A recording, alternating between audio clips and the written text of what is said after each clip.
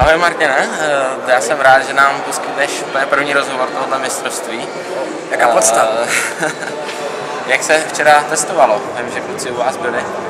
No, popravde ani neviem, pretože som v pondelok ochorel, takže som sa tam dlho ani nezdržal, iba som to pre chalanov otvoril a vysvetlil som niečo ako.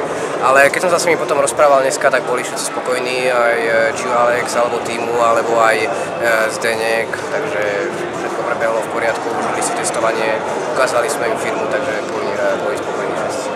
A vy ste dneska zúžitkovali z svých skúseností ze včerejška? No určite myslím, že hej, ako síce u nás podmienky sú trošku iné, takže každý ten koberec je iný a potom treba na to ladiť adekvátne, ale mali sme nejaký ten základ a vlastne od prvého tréningu nám to fungovalo výborne.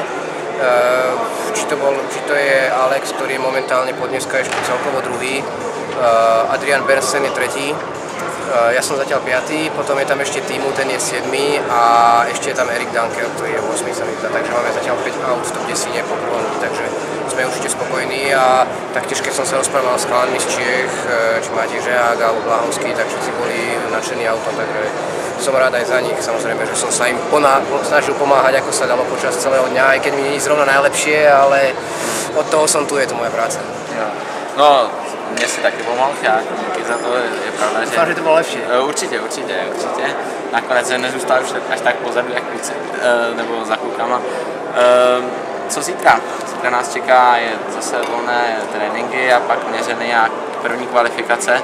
Na co si troufáš vůbec v tomto mistrovství? Máš nějaké myšlenky ve dna? No tak samozrejme, že keď som teraz 5. alebo čo, tak to nehrá úlohu, pretože 3 kola je niečo iné ako 5 minút a je to iné ako jazdiť 6 rozjazd, pri ktorých sa ráta 2. To znamená, že keď sa rátajú 2, tak musí, keď človek chce pomýšľať na finále, tak musí mať aspoň dvakrát ten výsledok do top 5, takže nebude to jednoduché. Je tu veľa dobrých jazdcov. Osobne dúfam, že sa mi konečne podarí ostať na Európe do Ačka, alebo na všetkých ostatných veľkých závodoch som bol už vo finále, ale Európa ešte nie, no, takže dúfam, že to teraz vyjde, uvidíme. No. Tak díky, budeme držet palce. Já věřím, že se spolu nepovídá naposled a tak by se léčit, díky. Super, ďakujem.